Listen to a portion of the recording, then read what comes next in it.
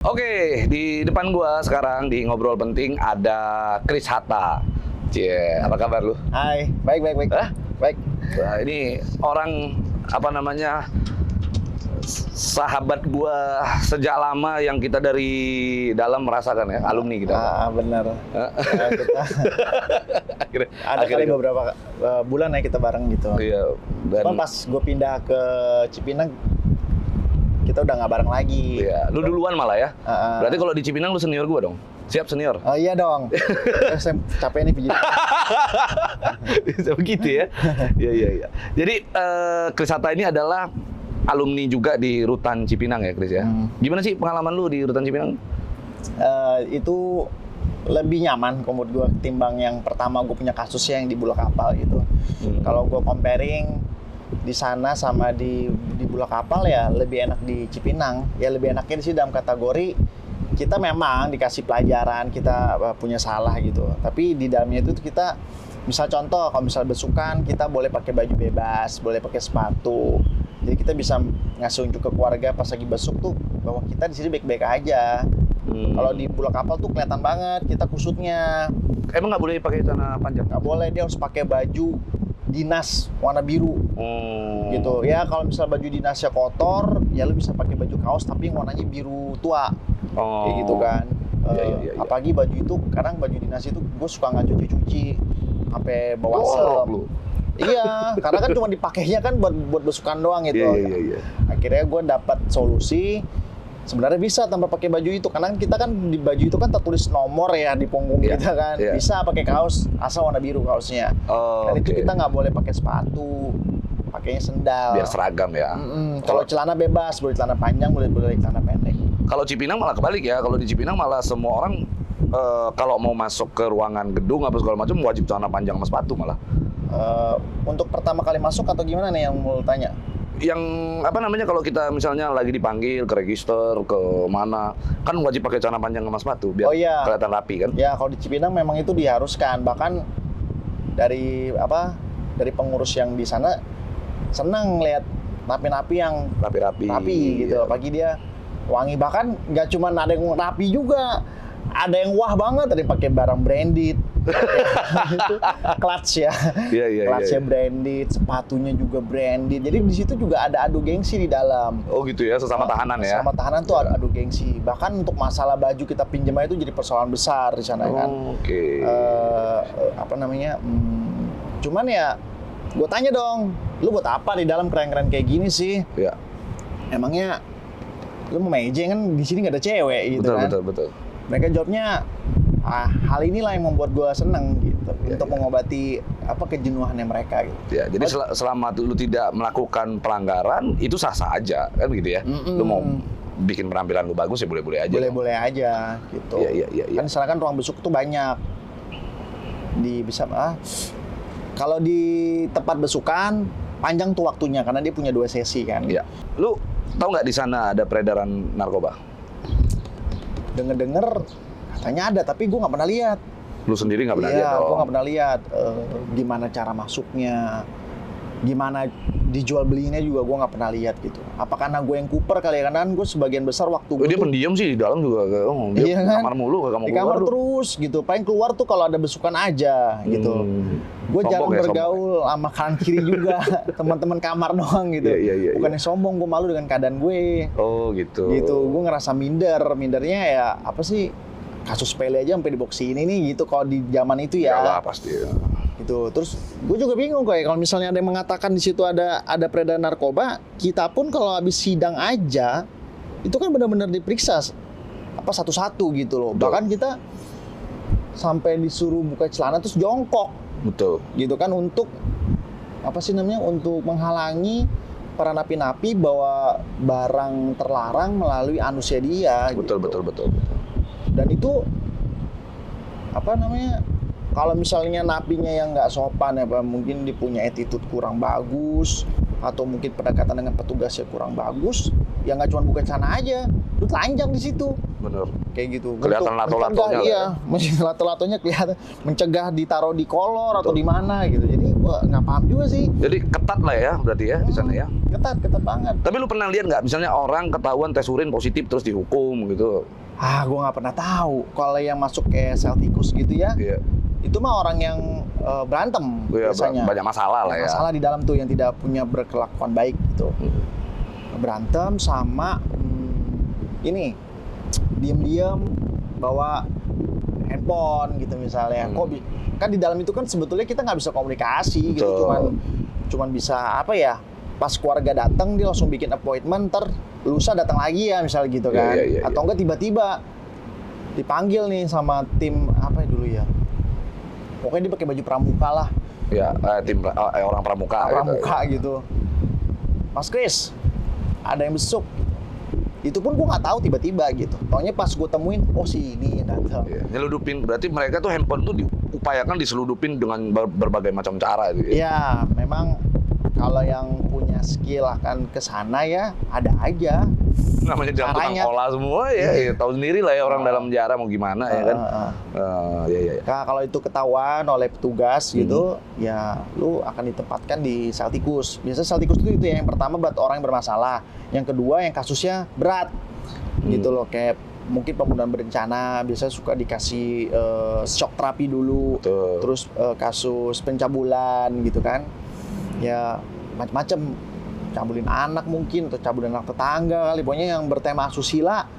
Pas dia masuk itu langsung masuk sel tikus ya. Sel tikus itu yang lebih terhina daripada sel penampungan. Sel penampungan tuh cuman dia luas tapi isi manusia juga banyak sih itu, dan itu nggak ada apa-apa, lu cuma tidur dengan pakai baju kotor tumpukan lu doang gitu. Iya betul. Yang penting bisa tidur lah. Bisa tidur. Nah, lu selama di sana tahu dong ada jira tahu ya? Jira itu air mineral ya kayaknya. Iya air mineral gitu ya. Iya betul. Pernah minum? Kebetulan kalau untuk masalah air putih keluarga selalu membawa yang lebih gitu ya. Gue nggak pernah tahu sih. Tapi kalau kafe Jira memang ada di situ teman-teman. Iya. Ya di situ memang untuk mengasah kemampuan para napi di bidangnya gitu.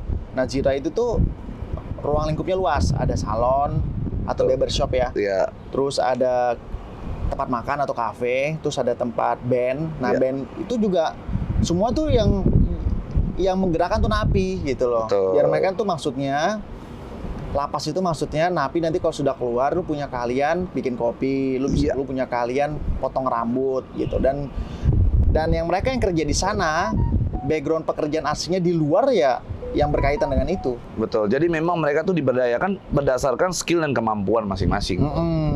Lu pernah nggak diajak gabung Jira? Diajak gabung untuk gabung di dalam circle-nya mereka. Bukan artinya lu melatih apa gitu. Oh nggak pernah. Mana tahu ya kan. Ajarin Muay Thai dong. Di sana nggak ada Muay Thai. Oh nggak ada Muay Thai ya. Paling kalau lu mau olahraga ya lu bisa melakukan jogging tuh di lapangan. Kan lapangan di Cipinang itu kan luas banget ya lapangan bolanya. Itu biasa dilakukan untuk upacara juga. Nah lu bisa jogging di situ. Tapi kalau Muay Thai nggak ada, terkecuali lu minta tolong bawain keluarga alatnya, sarung tinju sama apa tuh. Nah lu main deh sama teman lu bisa, gitu, sama gips di sini bisa. Lu pernah berantem nggak sih Dang? Nggak pernah lah, ngapain? Nggak pernah berantem? Nggak pernah. Kan kadang-kadang banyak nih napi-napi yang ngeselin juga kan, ya? Pasti dong lu ngerasain. Ada, tapi yang ngeselin tuh ya gini loh. Kalau misalnya ada yang nggak suka sama kita, waktu itu sih dengar katanya ada yang nggak suka sama gue ya. Biasa tuh kalau public figure tuh pasti banyak yang nggak suka tuh. Katanya nih yang di dalam itu tuh orang suruhan yang orang yang bermasalah sama gue di luar gitu. Jadi dia mutus, jadi orang yang bermasalah sama gue di luar itu mutus temennya yang lagi di dalam buat ngerjain gue katanya, ya kan. Tapi karena yang namanya informasi di luar nyampe ke dalam lapas itu cepet banget. Merombaknya cepet banget, kalah kali Google. Kalah temboknya bisa bicara di situ ya. Jadi karena gue di situ menjalin persahabatan dengan banyak orang, ya teman-teman gue yang di sana juga menjaga gue jadinya. Jadi memang geng-gengan tuh kayak di film-film tuh benar kalau yang geng-gengan gitu, kubu-kubuan gitu. Tapi kalau sampai tubrukan begini antara geng ini sama geng ini, yang gue alamin, gue nggak pernah lihat gitu. Naga hitam gitu. Ya mungkin waktu sebelum gue masuk mungkin ada kali gitu, cuman gue nggak bisa memastikan ya. Iya. Oke, lu pernah dengar nggak sih di dalam rutan Cipinang itu ada paket ya yang kayak disampaikan di luaran sana lah, paket 18 juta bisa sama cewek gitu. Kalau gue pribadi gue nggak pernah dengar. Di Cipinang nggak pernah denger juga. Iya. Kok bisa ada isu gitu ya? Justru karena nggak ada, apa mungkin apa gimana ya, gue bingung ya. Kalau menurut gue tuh malah nggak ada. Bahkan sampai gini, gue pernah kok ngeliat napi gue pernah lihat kok. Bener. Gue pernah lihat napi lagi Gimana itu? Jadi pas di ruang besuk gitu. Iya. Ruang besuk itu kan dia kayak food court ya di Cipinang itu kan. Iya. Nggak ada AC juga loh, panas kan. Panas. Jadi gue lagi kumpul sama keluarga, lagi besok waktu itu besok gue pacar gue kali salah satunya lah ya. Rame-rame lah ada fans gue, pacar gue tuh biasa rutin tuh sama mama gue kan. Napi lagi ini dia mungkin lagi dikunjungin pacarnya gitu. Nah, jadi tuh Napi pakai sarung di sininya dia. Tangan ceweknya masuk ke sarung. Gerak-geraknya itu sarung tuh. Tapi waktu itu gue cuma ngeliat gitu doang kan. Udah mati gue berani. Emang gak ada yang merhatiin apa kan? Pasti kan ada petugas yang merhatiin dong. Atau enggak mungkin ada apa CCTV atau mungkin ada napi yang caper cari muka sama petugas kan bisa aja gitu. Tapi kan nggak mungkin juga caper dia harus begitu dong. Capernya ada orang napi juga yang caper buat cari muka sama petugas, dia ngebocorin hal itu kan bisa juga. Gitu kan. Nah, tapi waktu itu gue ngeliat tuh hal yang biasa. Karena kan lagi, aduh gimana sih, itu kan kebutuhan manusia ya. Betul, manusia. Ya kan? Bahkan dan petugas juga kalau menurut gua benar-benar ngelihat pun nggak boleh juga ditegur. Kalau menurut gua ya. Artinya nggak ditegur pada saat itu. Ini gua belum kelar ceritanya ini. Belum kelar ya kan. Nggak boleh ditegur. Bahkan yang sampai cuman begini-begini di ruang besuk, misalnya mau pamitan gitu ya, sampai kayak ada rasa sedih ditinggalin gitu. Ya kan suka pamitnya kan suka kiss gitu kiss kan. Lah. Dari kiss yang ada, tapi yang seringnya tuh kissnya begini doang, cepet gitu. Tapi ada yang sampai begini-begini coy. Kalah bule. Kalah ikan cupang. Waduh, udah mati gua. Aduh. Ini sih kalau misalnya ceweknya disuruh tinggal, mungkin disuruh tinggal kali gitu kan. Ya, itu hal yang biasa yang kita lihat gitu kan. Betul. Nah, ini kita kembali lagi ke topik yang barusan. Yang masalah jaket gitu ya, jaketnya gerak-gerak gitu kan. Nah, udah pas gua lagi nganterin keluarga ke pintu keluar, kan biasa ada pintu terakhir tuh ya, kita nganterin keluarga gitu. Gua ngeliat orang tersebut lagi dikasih pelajaran sama petugas. Gitu. Ya gua belaga pelon kan, belaga nggak tahu. Kenapa Pak sampai digituin? Nah, suka saya ruang besuk dijadikan tempat kayak gitu. Kita sudah menyiapkan wadah buat lu ngobrol sama keluarga tanpa dibatasi kaca. Kalau di lapas lain mah cuma dibatasin kaca katanya gitu. Mungkin ada cuma pakai telepon doang gitu kan. Bahkan yang lebih parahnya lagi bisa jadi tidak diperbolehkan ketemu karena masalah yang diperbuat di dalam gitu. Betul. Ini kita udah siapin wadah, tempat juga bersih gitu kan. Ya memang ala kadarnya aja, tapi di pergudangan untuk kayak gitu kan kita sebagai petugas lapas yang punya wewenang tidak terima. Betul. Dan itu menurut gue wajar. Ya udah dikasih pelajaran itu.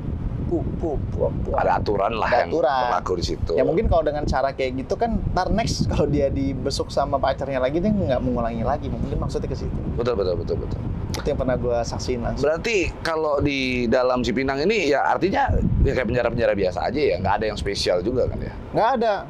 Makanya dari penuturan salah satu teman artis kita ya, senior kita itu sampai mengatakan hal demikian sampai segala-galanya gitu, aku bingung deh itu dasarnya bagaimana ya kan gitu. Gitu. Itu sama sih, gue bingung juga gitu. Bingung kan ya? Iya. Aneh juga. Gitu. Aneh juga. Gitu. Terus lu sekarang apa kegiatan apa? Gue kegiatan lagi nge-build sebuah perusahaan digital advertising sih ya, gitu. Jadi memang perlu waktu gitu kan, karena dari terakhir kan gue ada tandeman sama seseorang gitu untuk membuild channel YouTube. Ya banyak lah gue diajak berkolaborasi gitu judulnya ya. Iya, ini gue mau guide lo untuk kolaborasi sama gue. Ketika YouTube channel berkembang, gue nya ditendang gitu. Tapi kalau kita case-nya beda. I punya digital advertising, you punya YouTube kan. Betul. Kita berkolaborasi. menciptakan sebuah program gitu Iya. untuk tampil di tempat lu kan gitu. Betul, Nanti betul. tinggal kesepakatan masalah cuan dan segala macam kita bisa ngomongin di apa? Di belakang lah ya. Sebuah kertas yang tertulis gitu. Yoi. Gitu, Lu, coy. tapi gue lihat lu beberapa kali dikhianatin kan? Iya sering. Sering ya? Heeh. Gimana rasanya dikhianati?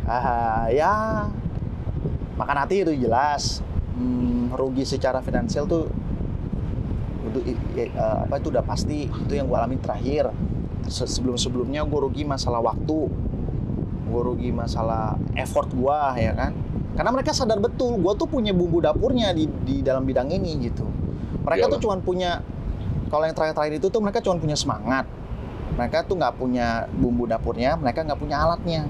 Nah, gue punya tuh kedua hal itu, ya kan. Tapi mereka punya effort, mereka punya semangat lah maksudnya gitu kan. Dia bisa support gue lah gitu. Secara tenaga, waktu, diskusi gitu-gitu lah ya. Nah kalau yang terakhir ini, dia punya tempat, dia punya uang, gitu kan. Terus dia juga punya alat lah beberapa gitu. Tapi dia nggak punya bumbunya. Ya tetap sebuah restoran lo nggak punya chefnya, jadi apa Yalah, restoran gitu jadi kan? aneh kan? Aneh. Ya. Nah udah, karena gue ngerasa gue punya apa sih sebuah cara ya untuk mengembangkan channel yang dari baru mulai, atau mungkin itu channel apa mati suri, itu bisa gue bangunin dengan gue punya ilmu gitu. Ya ketika itu semua udah besar, ya udah gue dicau. Padahal sebenarnya kalau mau kita tarik waktu ke belakang, artis-artis mau mampir ke channel itu kan mandang gue dulu. Saya gue Iyalah. tanya pas lu gue undang, mau nggak kalau itu bukan punya gue, ibarat kata. Ya enggak lah. Enggak Karena kan? lu Alah channel baru, apa sih keuntungannya buat gue? Pasti begitu kan pikirannya. betul. Dan semua artis juga ngomong gitu kok, kayak Aldi Taher, Baby Kumalasari, semua teman-teman artis yang gue undang, iyalah. Kalau nggak ada lu mana mungkin gua mereka kesono. mandangnya gue. Nah Betul. ketika image channel itu udah berkembang ya, udah punya subscriber, bahkan terakhir gue cek subscribernya udah 1 juta lebih gitu. Ya sekarang teman-teman artis sudah nggak mandang itu sebuah channel baru. Ya. Ya. Dan gue lihat di program yang lu bawa itu bener-bener deep talk yang dibutuhkan oleh banyak orang. Apa artinya orang mengkonsumsi itu juga mudah kan? Karena itu pembicaraan bener-bener Ringan. nggak ringan sih ya. Ya termasuk ringan, tapi bener-bener dari hati ke hati, deep talk banget lah. Sementara kalau gue lihat sekarang kan dia lebih banyak komedinya, canda-candanya, Iya. hal-hal yang menurut gua remah-remah nggak penting gitu kalau menurut gua. Iya, benar. Sementara kalau kita ingin menginformasikan ke orang kan harusnya yang perlu lah, ya kan. Nah lu sebenarnya bagus itu. Nanti di channel gua aja deh. Atau lo mau bayar gue sebagai host di dalam channel lo? Itu juga boleh tuh, Bisa. ya kan? Kan lumayan syuting buat Bang Pablo gitu kan. Iya boleh. Itu bagus Ya, juga tuh. sekarang dia udah kaya banget loh, gengs. Gitu. Wah enggak lah. Beda lu sekarang Pablo lu dalam kurun Gua- waktu berapa tahun tuh kira-kira? Nah, Dalam kurun waktu 3 tahun lah ya. tipsnya gua ngepet. Tipsnya ngepet, Ngepet. bagi-bagi lah babi ngepet. Dan gue juga mau kaya gitu Yoi. loh. Tapi lu belum ini ya memikirkan untuk berkeluarga? Udah, Emang lu udah berkeluarga? belum. Terus? Tapi gue tuh udah worry banget coy. Gue tuh sekarang tuh gimana ya, gue kalau ngelihat perlakuan, kalau gue di sosmed ya, perlakuan ayah ke anaknya, tuh gue gampang terenyuh aja ngeliatnya gitu. Aduh, tahu gitu tadi gua bawa anak gua sini. Ya pokoknya kayak gitu deh, kayak misalnya di jalan gue tuh sering banget nemuin seorang ayah tuh membahagiakan anaknya gitu. Iyalah. Dari yang gue terakhir posting di kemarin, gue nggak tahu gue selalu dipertemukan momen kayak gitu di jalan. Itu mengingatkan. Iya kali. Ya gimana ya, gue juga pengen punya anak. Gue udah umur berapa tahun ini kan? Berapa sih umur lu? 35. Oh, Sama dia. sama Ray sama. Sama Ray. Cuman bedanya kan lu berdua udah punya investasi anak. Iya, 5 lagi gua. Masa lu 1 pun belum? 5. Anak gua 5 coy. Ah, lu kan dari punya 2 bini, 5. Ah, salah, 3. Oh 3. Iya. 3 ya? Betul. Ya pantas anaknya banyak, udah 3 lagi gitu kan. Tapi yang 2-nya udah selesai kan? Ya udah selesai. Rencana sih mau nambah. Mau nambah. Ya, ada referensi boleh. Gua. Lu kata-kata itu dulu udah sering kucap tuh zaman di Polda Metro. Tapi gak bener gua lakuin kan? Iya kan? Gua cuman mulut doang. Hati gua tetap satu. Satu ya. Yoi. Jangan lu ntar kalau kayak gitu lo, yang Tuhan titipin ntar diambil lo. Wah, itu yang ngeri gua. Ngeri kan? Iya. Pokoknya bini gua nomor 1 deh. Iyalah dia Iya kan kan? nemenin. Makanya gua nomorin kan 1. Kalau udah dinomorin 1 berarti ada yang 2, ada yang 3, ada yang 4. Iya. Selalu begitu lu. Iya. Terus apa lu mau ngapain ke depannya? Ya kedepannya ya karena kita udah usia segini ya, gue tuh udah nggak berpikir untuk jadi di stasiun TV sebetulnya. Tapi gue yang memproduksi. Gitu. Jadi gue mencoba, gue berpikir setiap hari itu gimana caranya gue bisa ajak artis-artis muda atau pendatang baru yang nggak ngerti apa-apa, gue isi. Biar dia punya edukasi skill di bidang hiburan gitu. Nah nanti anak-anak ini bisa gue ajak untuk produksi yang gue bikin. Apalagi kan sekarang udah banyak buat tampilin dunia hiburan tuh kita udah punya wadah masing-masing. Kayak lu, ini kan wadah. Lu bisa tampilin, lu bisa siarkan gitu kan. Ya kalau gue sih bikin ini cuman iseng sih. Lah ini channel yang dulu lu sempat vakum kan? Cuma vakum. Terus lu jalanin lagi kan? Jalanin lagi. Nah kurang lebih gitu. Nah apalagi sekarang tuh udah banyak banget portal-portal kayak series. Oh ya, yang lu bisa tampilin FTV atau apa. Tapi gue ada ide deh. Apa? Buat lo program bagus. Ntar kita ngobrol. Nah seperti itu, kan udah banyak tuh. Ya kita bisa produksi sekian ratus juta, kita jual ke sana yang udah siap sekian juta, tinggal kita hitung aja APP-nya, udah jadi sebuah produksi ya kan. Nah jadi gue mikir gitu, gue udah nggak yang kayak berbondong-bondong ke PH atau ke stasiun TV, Pak ada job gak Pak? Bisa gitu. Mau dong Pak job gitu. Ada mungkin start syuting peran apa gitu. Malas juga gitu ya. Itu waktunya udah lewat gua. Betul. Gitu. Sekarang gua mindsetnya, gua punya pemikiran otak yang sama lu sebagai pendiri PH gitu loh. Betul. Kalau ya gitu, kalau lu mau ngajak gua syuting, ya ayo. Dan source sekarang disediakan. Iya, makanya jangan merasa jangan ngerasa diri lu tuh aman gitu loh untuk si pelaku PH ini. Betul. Sekarang untuk guanya mungkin yang low budget aja mungkin katakanlah, gue bisa bikin dengan yang lu punya bahkan lebih bagus gitu. Lebih bagus. Cuman masalah uang aja. Benar. Mungkin kalau lu biaya budget produksinya tinggi 250 juta, ya mungkin gue cuman cepet kan gitu. Tapi kan intinya dari segi pengambilan gambar, hasilnya, kameranya juga yang dipunya juga rata-rata kita kan pakai Sony A7 kan. Iya betul. Itu udah bagus. Lewat TV punya lewat. Iya. Nah, by the way kita kembali ke masalah Cipinang nih, ya kan? Lu pernah dengar nggak sih anak menteri katanya menguasai bisnis di dalam hutan dan lapas? Di zaman gue apa mau ngomongin secara yang lagi rame itu? Ya kalau lagi rame jelas kita pernah dengar dong karena kan lagi rame. Yang zaman lu lah selama lu di dalam. Zaman gue yang bisnis itu orang judi, bukan anak menteri. Gimana? Jadi ini kasus 303 ya. Jadi dia ketangkap itu kasusnya judi. Kasus judi. Nah dia ngomong sama gue di kamar nih, ya kan? Ya gue kan sebagai pendengar yang baik, gue sebagai teman di sana kan, gue nggak mau banyak tingkah lah, gue cuma dengerin curhat orang aja gitu. Karena di kasusnya 303 dia bilang katanya gue mau bikin pusat perjudian di sini. Terus gue tanya tuh, lo guide siapa? Ya just guide Kalapas lah. Oh dia bilang begitu? Ya terus? Gitu. Ya gue guide tugas yang di hari ini pokoknya kalau bisa semua hari. Ya kan? Jadi dia mau bikin server di situ. Iya. Ya namanya bikin server di situ kan ibarat kata tim cyber dari kepolisian kan kalau udah tahu mantek di situ kan apakah bisa bergerak? Iya. Kan enggak. Ya, dan pada faktanya nggak terjadi dong. Itu otaknya dia. Faktanya tapi nggak pernah kejadian. Dan ya memang gini, gue selama di Rutan Cipinang juga sama. Begitu banyak ada orang yang katanya mau begini, mau begitu ya, ngelakuin ini, menunjukkan power lah bahwa dia punya power. Memang gitu, di rata-rata orang kalau udah di dalam kelamaan halu. Iya emang. Ya, bener kan? Bener. Halu akhirnya ngarang cerita, buat cerita seolah-olah gua bisa ini, bisa itu, masuk ini. Dan akhirnya berdampak ke institusi terkait. Iya bener. Ya, betul ya? Iya bener. Masukin ini, masukin itu. Padahal faktanya ya itu hanya wacana yang tidak pernah terrealisasi. Iya. Itu bahayanya orang yang terpenjara tuh memang halunya itu nggak kuat. Bener. Ya moga-moga aja senior kita di sana bukan karena halu ngucapin itu kan. Nah, ada lagi yang menurut gua agak sedikit menarik deh. Kemarin itu baru juga dibahas. Katanya ada diskotik di dalam.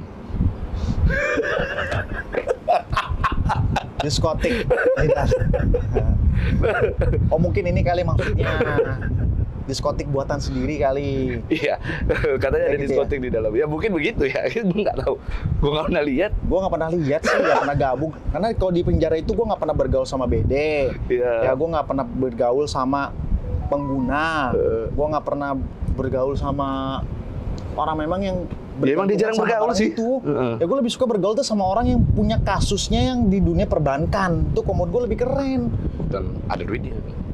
Berarti otak dia pinter ya kan. Cuman karena kepintarannya dia terlalu over, jadinya dibuatnya mungkin melenceng gitu. Iya. Cuman kan gue nggak ngambil melencengnya, gue ngambil dari segi dia punya intuisi kan. Iya. Dia punya mindset aja gitu di bidang Dan pinter-pinter. perbankan. Gue lebih suka yang bergaul yang kayak gitu.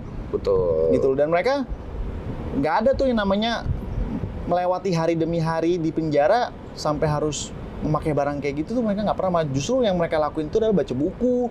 Gue sering ketemu tuh di tempat perpustakaan, dari yang perpustakaan memang ruangan yang khusus, Iya. sama perpustakaan yang cuman kayak seperti petakan-petakan gitu Iya, supaya iya. kita gampang Gampang buku. kayak Iya. gitu. Itu yang gue ajak gaul ya. Betul. Kalau yang kayak model gitu tuh adanya di diskotik dan lain-lain, karena gue nggak bergaul jadi gue nggak tahu gitu. Betul. Bener apa enggak? Nah, so far menurut lu gimana sih orang-orang yang petugas lah terutama ya, petugas-petugas di Cipinang begitu ya, pelayanannya bagaimana? Menurut lu itu gimana? Memanusiakan manusia aku lihat gitu loh. Kalau kita respect sama mereka, mereka pun juga sama, ya kan? Yang penting kita jangan banyak tingkah deh. Lu jangan kayak berasa lu bos, lu intinya ya lu orang bawah aja gitu. Mereka pun bisa merangkul kita gitu, bisa nolongin kita gitu. Dan jangan melanggar lah ya. Udah itu petugas di sana orangnya humble, ya kan? Ya dia tuh kayak sosok bapak kita sebetulnya. Kayak walaupun dia umurnya lebih muda dari kita, misal katakanlah tuh petugasnya masih kecil lah mungkin pangkatnya. Itu udah kita anggap kayak orang tua kita malahan. Apalagi kalau yang pangkatnya udah tinggi kan, yang biasanya udah tua gitu di sana. Itu orang tua kita lah, karena dia pasti ngebantu kita masalah administrasi, masalah surat menyurat, misal dari kejaksaan untuk bisa masuk ke lapas untuk pembebasan kita, remisi kita, itu mereka bisa bantu kalau kita punya sifat baik di dalam gitu.